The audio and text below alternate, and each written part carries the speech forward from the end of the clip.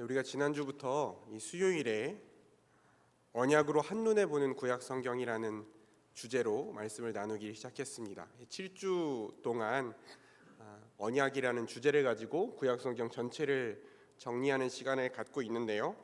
지난 주일에는 하나님 나라의 창조라는 제목으로 첫 번째 시간 말씀을 나눴습니다. 창세기 1장을 가지고 주로 이야기를 나눴는데요. 하나님께서 이 세상을 만드신 목적, 그리고 사람을 만드신 목적에 대해서 생각해 봤습니다. 하나님께서 6일이라는 그 창조의 시간 동안에 하나님이 단지 이 세상을 만드셨을 뿐만 아니라 그 세상의 질서를 부여하시고 다스리시는 통치자이시라는 것, 하나님이 왕이시라는 것을 드러내는 것이 창세기 1장이었고, 하나님의 형상대로 만든 사람에게 왕권을 주셨습니다. 하나님이 가지고 계신 통치자로서의 왕권을 하나님의 형상인 사람에게 주셔서 모든 피조 세계를 다스리게 하셨고, 그리고 하나님께서 모든 창조 역사를 완성하신 뒤에 안식하셨다 그랬습니다. 하나님도 안식하시고 하나님의 형상인 사람도 안식하고 모든 피조 세계가 안식하는 그 복된 시간이 이르게 됐다라는 것을 우리가 함께 살펴봤습니다. 하나님께서 그런데 이 모든 창조를 마치시고 안식하셨지만, 이 하나님이 꿈꾸신, 하나님이 계획하신 완전한 하나님 나라의 모습이 완성되려면 어떤 조건이 필요하냐면, 하나님의 형상대로 만드신 인간이, 하나님의 대리통치자로서 왕권을 가진 그 인간이 하나님께 순종해서 하나님의 뜻대로 이 세상을 다스려야만 그 하나님 나라가 완성됩니다. 그러니까 왕이신 하나님께 하나님의 백성이자 하나님의 형상인 인간이 순종할 때, 그리고 하나님이 주신 왕권을 가지고 진정한 왕이신 하나님의 뜻에 따라 다스릴 때, 하나님의 질서대로 다스릴 때,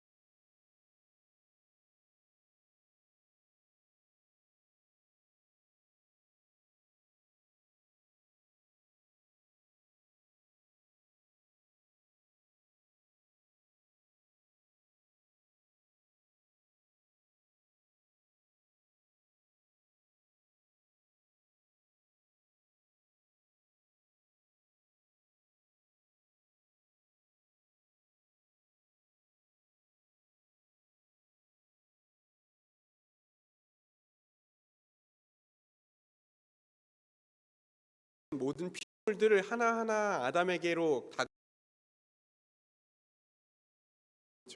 근데 이 이름을 짓는 것은 그냥 애칭을 붙이는 그런 정도가 아니었던 거죠. 너는 우리가 강아지를 데려와서 너는 뭐 뽀삐야 이렇게 이름을 붙이는 그런 것이 아니라요. 구약 성경에서 이름이라는 거는 그 존재 자체를 이야기하거든요. 그러니까 그 존재를 파악하고 다스리고 이름을 지어준다는 것은 그 이름을 받는 것에 대한 주권을 가지고 있다는 뜻입니다. 그러니까 사람이 권세를 가지고 주권을 가지고 그 모든 피조물들을 다스리는 모습이 이름을 짓는 모습으로 나타나요. 또 하나 나타나는 모습 중에 하나가 뭐냐면 가정을 이루는 것이거든요.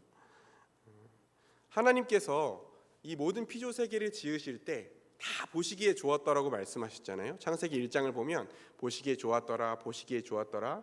마지막에 가서 하나님의 형상대로 사람을 만드신 다음에 보시기에 심히 좋았다 이렇게 말씀하셨는데 창세기 2장을 읽다 보면 하나님이 좋지 않게 여기신 게 하나 있었습니다. 하나님이 보시기에 안 좋은 게 있었어요.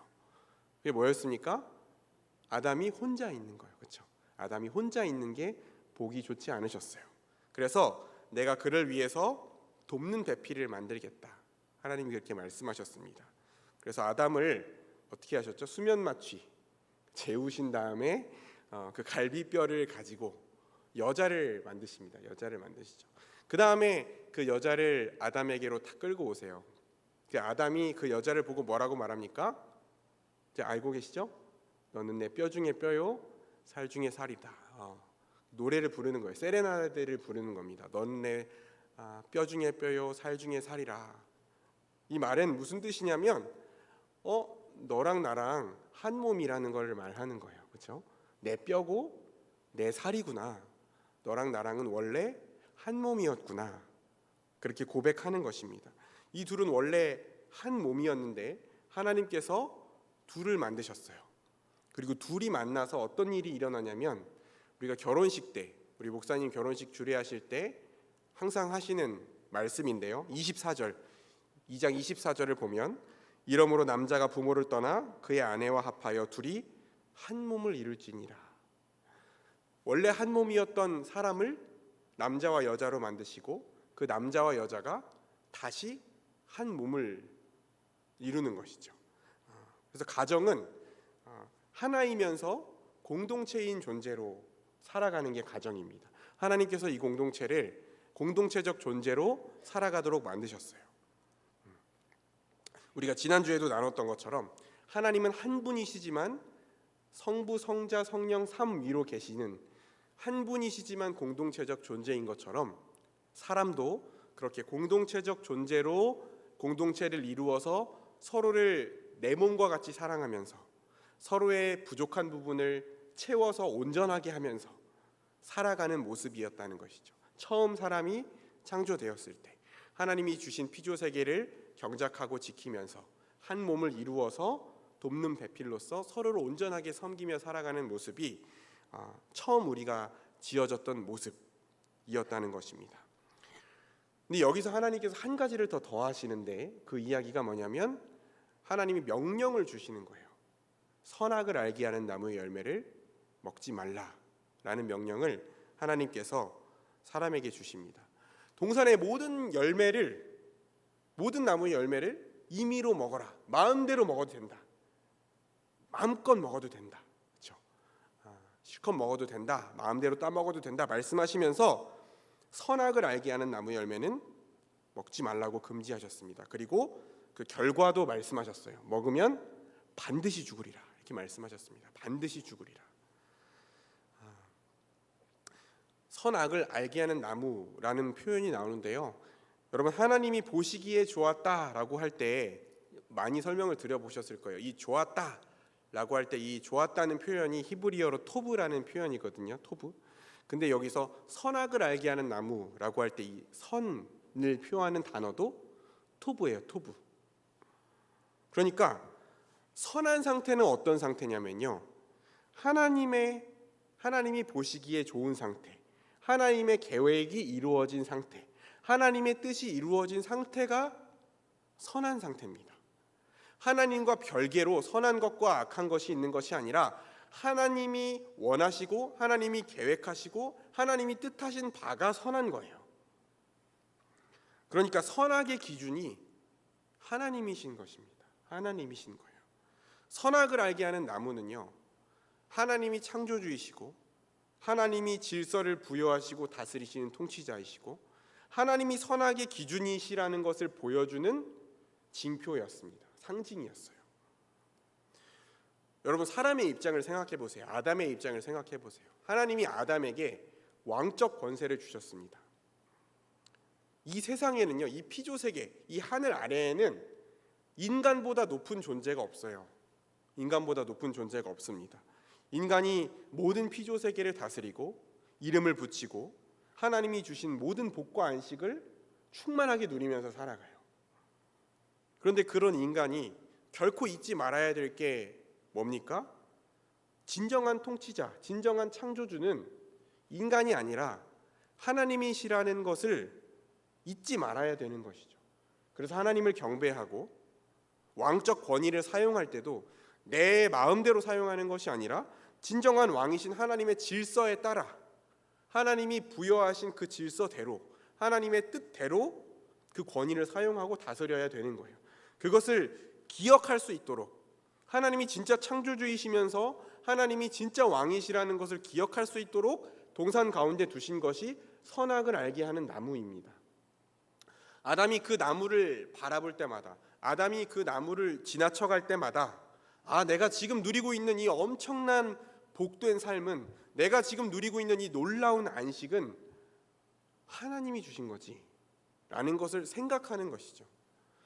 내가 모든 것을 판단하고 결정하고 다스리지만 내 선악의 기준은 하나님이시지, 내가 최종적인 권위가 아니라 하나님이 가장 권위 있는 분이시지라는 것을 선악을 알게 하는 나무를 보면서 깨닫고 다시 한번 생각하고 그 하나님을 예배하고 그 열매를 먹지 않고 지나침으로, 순종함으로 하나님께 순종을 표현하는 삶을 아담은 살아가야 됐던 것입니다. 그게 창세기 2장의 내용이에요. 그래서 이 성경은 사실 2장에서 끝났어도 돼요. 그렇죠? 2장에서 끝났으면 제일 아름답습니다. 근데 안타깝게도 3장이 있어요.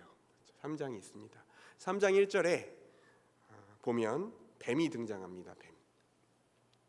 뱀의 모습을 한 사탄이 등장해서 여자에게 묻습니다. 뱀이 여자에게 물어 이르되 하나님이 참으로 너희에게 동산 모든 나무의 열매를 먹지 말라고 하시더냐 이렇게 묻습니다.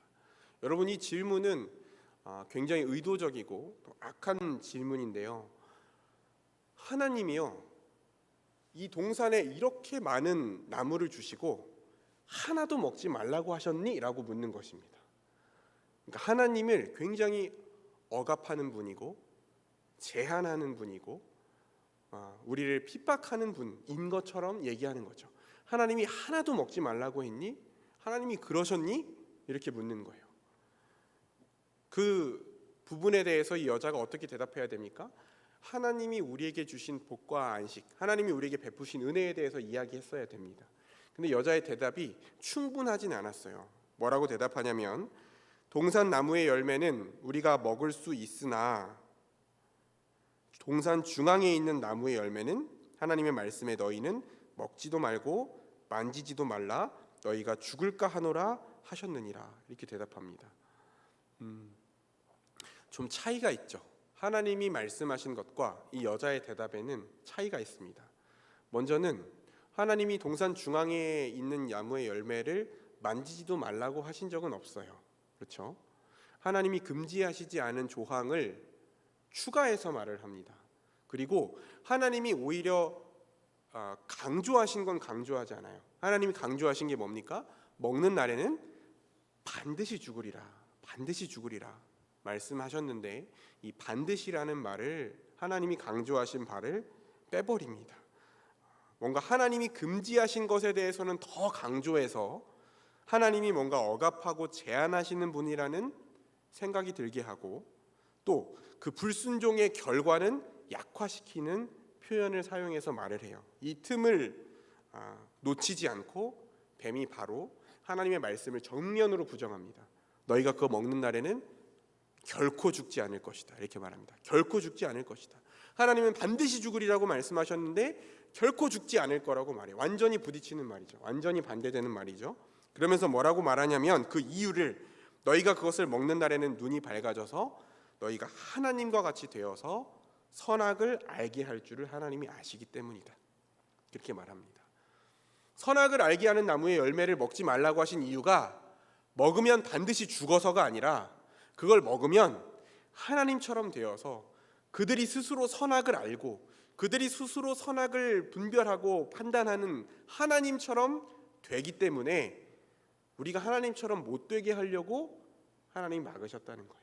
하나님이 거짓을 말했다고 지금 뱀은 말하고 있는 겁니다. 인간은 선택의 기로에 섰습니다. 하나님의 말씀을 신뢰하고 하나님께 순종할 것인지, 뱀의 말을 신뢰하고 뱀에게 순종할 것인지를 결정해야 되는 상황이었어요. 결국에는 하나님처럼 되려는 유혹을 이기지 못하고 그 선악을 알게 하는 나무 열매를, 하나님이 금지하신 열매를 따 먹습니다. 3장 7절에 그 결과가 나와요. 3장 7절에 이렇게 되어 있습니다. 이에 그들의 눈이 밝아져 자기들이 벗은 줄을 알고 무화과나무 잎을 엮어 치마로 삼았더라, 이렇게 되어 있습니다. 눈이 밝아졌어요. 뱀이 말한 것처럼 선악을 알게 하는 나무 열매를 먹었더니 눈이 밝아졌어요. 눈이 밝아져서 그들의 눈앞에 펼쳐진 상황이 어떤 겁니까? 하나님처럼 되어서 선악을 알 수 있게 되었습니까? 아니에요. 거짓말이었습니다. 사탄의 말이 거짓말이었어요. 뱀의 말이 거짓말이었어요. 그들의 눈이 밝아져서 보게 된 모습은 선악을 알고 판단하는 하나님의 모습이 아니라 하나님의 영광이 사라져버린 비참하고 수치스러운 죄인의 모습을 발견하게 됐습니다. 벌거벗고 있어도 전혀 부끄럽지 않았어요. 하나님의 형상대로 만들어진 하나님의 영광에 둘러싸인 영광스러운 존재였기 때문에. 그런데 죄를 짓고 나니까 어떻게 됐습니까? 서로를 바라볼 때 부끄럽고 비참하고 수치스러운 존재가 되었어요. 무화과나무 잎을 가지고 치마를 만들어서 가리지만 결코 그 죄의 수치는 가릴 수 없습니다. 인간이 어떤 노력을 한다 하더라도 그 죄악의 수치를 가릴 수가 없어요. 하나님이 찾아오십니다. 아담과 하와를 찾아오세요. 그때 아담과 하와가 어떻게 하죠? 나무 뒤로 숨어요. 나무 뒤로 숨습니다. 하나님과의 인격적 교제를 피합니다. 여러분, 하나님이 우리를 하나님을 닮은 모습으로 만드신 것은 하나님과 교제하고 하나님과 인격적으로 친밀한 관계를 맺기 위해서 하나님이 우리를 하나님의 형상으로 만드셨는데 그 관계가 깨져버렸어요. 죄 때문에 하나님 앞에 나아갈 수 없는 죄인이 되었습니다. 그때 하나님이 물으세요. 내가 아담에게 묻습니다. 내가 너에게 먹지 말라고 한 그 나무의 열매를 네가 먹었니? 이렇게 묻습니다. 내가 너에게 먹지 말라고 한 나무의 열매를 네가 먹었니? 이렇게 물으세요. 여러분, 뭐라고 대답해야 될까요? 여러분이 아담이었다면, 그때 아담이었다면 나무 뒤에 숨어있는데 하나님이 물으세요. 먹었어? 안 먹었어? 아예 먹었어? 안 먹었어? 물으시면 뭐라고 대답하시겠어요? 네, 하나님, 우리가 뱀의 유혹을 이기지 못하고 그 열매를 먹었습니다. 하나님께 불순종했습니다. 스스로 하나님처럼 되려는 교만한 마음으로 하나님께 불순종했습니다. 하나님의 영광을 잃어버리고 너무 비참하고 수치스러운 처지가 되었습니다. 하나님, 우리의 죄를 용서해 주십시오. 하나님, 우리를 불쌍히 여겨주세요 라고 용서와 은혜를 구했어야 됐습니다. 근데 아담의 대사가 기가 막혀져. 뭐라고 대답합니까? 하나님이 주셔서 나와 함께 있게 하신 저 여자가 줘서 내가 먹었습니다 라고 말해요. 최악의 답변을 하죠. 최악의 답변. 먼저 하나님 핑계를 대죠. 하나님이 저 여자를 주셨는데, 그리고 자신의 돕는 배필, 얼마 전까지만 해도 내 뼈 중에 뼈요 살 중에 살이라고 노래했던 그 여자가 나에게 줘서 먹었습니다라고 정죄하고 핑계를 대요. 한 몸으로 만들어 주신 여자와의 관계, 사람과 사람과의 관계도 다 깨져버렸습니다. 하나님과 사람의 관계뿐만 아니라 사람과 사람의 관계도 다 깨져버렸어요. 하나님이 이제 여자에게 물으십니다. 너 왜 그랬니? 여자는 뭐라고 말합니까? 뱀이 나를 꿰물어 제가 먹었습니다. 뱀의 핑계를 대요. 여러분, 하나님은 더 이상 볼 게 없으세요. 더 이상 봐주실 방법이 없습니다. 하나님은 사람을 하나님의 형상대로 만드셨고 질서 있고 아름답고 풍성한 세상을 인간에게 아무 값 없이 선물로 주셨습니다. 돕는 배필을 만드셔서 선한 공동체적 존재로 살아가게 하셨고 왕권을 주셔서 모든 것을 다스릴 수 있는 권세도 주셨습니다. 그런 통치자이자 창조자이신 하나님을 배반하고 불순종했어요. 왜요? 그 하나님을 왕좌에서 끌어내리고 내가 그 왕좌에 앉으려고. 그리고 하나님께서 죄를 물으면서 회개할 기회를 주셨을 때조차 하나님을 핑계대고 서로를 정죄했습니다. 볼 게 없어요. 더 이상 하나님이 하실 일은 하나밖에 없습니다. 애초에 말씀하셨던 대로 그 열매를 먹으면 반드시 죽으리라고 말씀하셨던 대로 그 죄값을 물으시고 징계하시고 심판하시는 것, 그게 하나님이 하실 일이었습니다. 여러분, 인간은 하나님 앞에 저주를 받습니다. 실제로 인간이 받아 누렸던 모든 복이 전부 다 저주로 바뀌어요.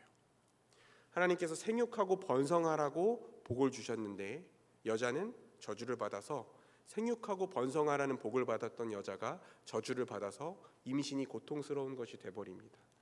동산에 있는 모든 것을 마음껏 먹고 마시고 누리라고 복을 주셨는데 남자는 땅이 저주를 받아서 가시덤불과 엉겅퀴를 내고 그 땅을 평생 땀 흘려서 일해야만 간신히 먹고 살 수 있는 비참한 처지가 돼버렸습니다.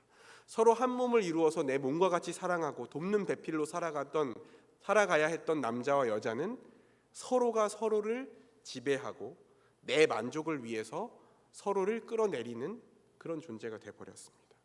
성경에 기록된 인간을 향한 저주입니다. 지금 우리가 살아가는 삶과 너무 닮아 있잖아요. 그렇죠? 그런데 여기서 하나님이 끝내시지 않았어요. 하나님 여기서 끝내시고 우리에게 저주를 내리시고 우리가 그 하나님이 내리신 저주 가운데 비참하게 살아가다가 영원한 형벌을 받아야 마땅한데 하나님이 여기서 그치지 않으시고 오늘 우리가 읽은 창세기 3장 15절의 말씀을 주셨습니다. 원복음이라고도 말하고 원시복음이라고도 말하는 뱀을 향한 말씀입니다. 뱀을 향한 말씀. 말씀을 한번 같이 다시 한번 읽어보겠습니다. 15절 내가 너로 시작. 내가 너로 여자와 원수가 되게 하고 내 후손도 여자의 후손과 원수가 되게 하리니 여자의 후손은 내 머리를 상하게 할 것이요 너는 그의 발꿈치를 상하게 할 것이니라 하시고 아멘. 뱀과 여자가 원수가 되게 하시겠다 이렇게 말씀하십니다. 여러분, 뱀과 사탄과 하나님이 원수지간이라고 볼 수 있죠. 그렇죠? 하나님과 사탄은 원수 관계라고 볼 수 있습니다. 그러면 원래 아담과 하와는 누구에게 속해 있었어요? 누구의 편이었습니까? 하나님께 속해 있었어요. 하나님의 피조물이고 하나님의 백성이며 하나님을 통치자이자 창조자로서 하나님과 함께하던 존재들입니다. 그러면 이 아담과 하와가 하나님과 함께 있을 때는 아담과 하와도 뱀과 원수입니다. 사탄과 원수예요. 그런데 지금 아담과 하와는 누구의 편에 속해 있어요? 사탄의 편에 속해 있어요. 하나님의 말씀을 거부하고 불순종해서 하나님의 통치를 거부하고 뱀의 말에 순종해서 사단에게 속한 죄인이 되었습니다. 그러면 아담과 하와는 하나님과 원수예요. 뱀과 한편이고 하나님과 원수입니다. 그런데 지금 하나님이 어떻게 하시겠다는 거예요? 여자의 후손과 뱀을 원수로 만드시겠다는 것입니다. 무슨 말이냐면 사단에게 속해 있는 그 죄인들을 하나님께서 다시 그들에게 속해 있는 죄인들을 하나님께서 다시 데려와서 하나님께 속한 자들로 만드시고 그들을 뱀과 원수가 되게 하시겠다는 거예요. 하나님이 그 관계를 바꾸시겠다는 것입니다. 사탄에게 속해 있던 자들을 끄집어내서 하나님께 속한 자들로 바꾸시겠다고 약속하시는 거예요. 구원을 약속하시는 것입니다. 그런데 그 구원을 어떻게 이루실 것인가, 그 내용도 우리에게 가르쳐 주셨습니다. 여자의 후손이 뱀의 머리를 상하게 하시겠다, 이렇게 말씀하시는 거예요. 먼저는 뭘 약속하셨어요? 여자에게 후손이 있을 것이다. 그렇죠? 아담과 하와가 죄를 지었으니 꽥 죽어서 인류가 그대로 심판받고 끝나는 것이 아니라 여자에게 후손이 있을 거예요. 여자애가 씨가 있을 것입니다. 째레라는 말은 원래 씨라는 표현이거든요. 여자애가 씨가 있을 것입니다. 그 여자의 씨가 뱀과 싸움을 벌일 거예요. 뱀과 전쟁을 벌일 것입니다. 사탄과 전쟁을 벌일 것입니다. 그런데 그 여자의 후손이 뱀에게 발꿈치를 물려요. 발꿈치를 물립니다. 큰 타격을 입고 죽음에 이르게 됩니다. 그런데 결과는 어떻게 됩니까? 여자의 후손이 뱀의 머리를 깨뜨립니다. 완전한 승리를 거두게 될 것을 약속하세요, 하나님께서. 여러분, 이 여자의 후손이 누굽니까? 예수 그리스도. 우리가 다 배웠죠? 예수 그리스도이십니다. 바로 하나님 나라를 이루시고 우리가 지난주에 나눴던 완전한 안식을 이루실 구원자 예수 그리스도. 우리를 죄에서 구원하셔서 사탄에게 속해 있던 우리, 하나님과 원수되었던 우리를 구원하셔서 하나님께 속한 자로, 사탄과 원수된 자로 만드실 하나님의 아들 예수 그리스도. 이 예수님께서 최종적으로 이 창세기 3장 15절의 원복음을 성취하실 분이에요. 성취하실 분. 하나님은 우리가 죄를 짓자마자, 우리가 죄를 지은 그 자리에서 우리에게 처음으로 구원을 약속해 주신 것입니다. 죄를 짓자마자. 여러분, 그럼 아담과 하와는 어떻게 구원을 받을 수 있었을까요? 우리는 어떻게 구원을 받죠? 예수님을 믿음으로, 그렇죠? 우리의 죄를 대신해서 십자가에 달려 죽으신, 그리고 부활하신 예수 그리스도를 나의 구원자, 나의 주님으로 믿고 고백함으로 말미암아 우리가 죄 사함을 받고 의롭다 하심을 얻고 하나님의 자녀가 됩니다. 아담과 하와는 어떻게 구원받았을까요? 아담과 하와는 하나님이 최초로 주신 그 구원 약속, 그 원복음을 믿음으로 말미암아 하나님이 그들을 구원하기 위해서 보내실 그 여자의 후손을 믿음으로 말미암아 구원을 받습니다. 그 여자의 후손이 구체적으로 어떤 인물이라는 것은 알 수가 없죠. 그렇죠? 그 태초에 있었던 아담과 하와는 알 수가 없어요. 하나님이 보내실 여자의 후손이 1세기에 팔레스타인 지역에서 태어나서 로마 총독에게 십자가형을 받고 십자가에 처형돼서 죽을 30대 초반의 청년이라는 것은 모릅니다. 몰라요. 그렇지만 하나님이 반드시 그들의 후손 가운데, 여자의 후손 가운데 구원자를 보내실 것이며 결국에는 사탄의 머리를 깨뜨리시고 결국에는 그들을 하나님에게 속한 자로 구원하시리라는 그 약속, 그 하나님의 약속을, 앞으로 장차 오실 예수 그리스도를 믿음으로 말미암아 아담과 하와는 구원을 받는 것이죠. 구원을 받는 것입니다. 사랑하는 성도 여러분, 다시 한번 말씀드리지만 하나님은 우리에게 여자의 후손을 약속하실 이유가 없었습니다. 하나님은 우리에게 여자의 후손을 보내시겠다고 약속하실 이유가 없었어요. 여자의 후손을 이 땅에 보내실 이유도 없었습니다. 하나님은 이미 이 세상을 처음 만드실 때부터 우리에게 가장 좋은 것, 우리에게 가장 선한 것을 이미 다 주셨어요.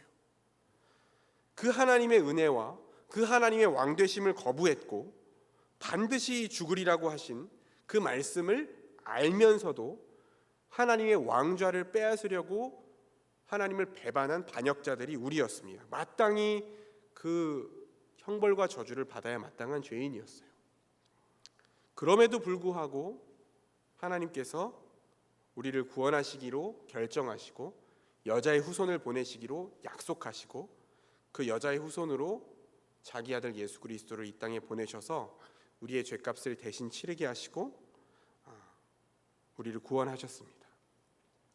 우리가 그 하나님께서 그 처음 죄를 지었던 자리에서 아무 우리를 구원하실 이유가 없는 그 상황 가운데에서도 구원을 약속하시고 그 구원을 점차 성취하셔서 마침내 예수 그리스도를 보내주신 그 은혜를 이 시간 우리가 깊이 기억할 수 있기를 주의 이름으로 축원합니다.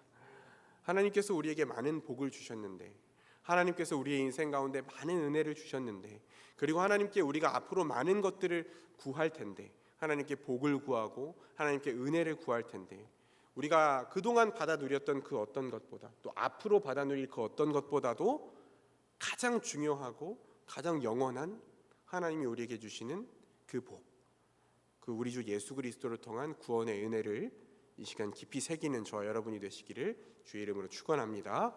기도하겠습니다. 하나님 아버지, 하나님께서 사람을 이 땅에 창조하시고 우리에게 얼마나 복되고 영광스러운 삶을 허락하셨는지를 하나님의 말씀을 통해서 살펴보았고, 또 그럼에도 불구하고 우리가 얼마나 교만한 모습으로 하나님 앞에 범죄했는지, 우리의 죄가 얼마나 악하고 우리의 죄가 얼마나 심각한 것인지를, 그리고 그 죄의 결과가 얼마나 심각한 것인지를 말씀을 통해 생각해 보았고, 또 하나님께서 우리에게 처음으로 주신 구원의 약속, 여자의 후손을 보내셔서 뱀의 머리를 깨뜨리시고 우리를 다시 한번 하나님께 속한 자로 구원하시겠다는 그 약속이 우리에게 선포되었던 그 현장을 우리가 다시 한번 생각하며 하나님이 우리에게 베풀어 주신 구원의 은혜를 묵상합니다. 하나님, 이 구원이 얼마나 놀라운 것인지를 우리가 날마다 깊이 깨닫게 하셔서 그 하나님을 창조주이자 구원자로 섬기고 예배하고 순종할 수 있는 믿음을 허락하여 주시며, 날마다 하나님께 베풀어 주신 은혜에 합당한 영광을 돌릴 수 있도록 은혜 베풀어 주옵소서. 예수님 이름으로 기도합니다. 아멘.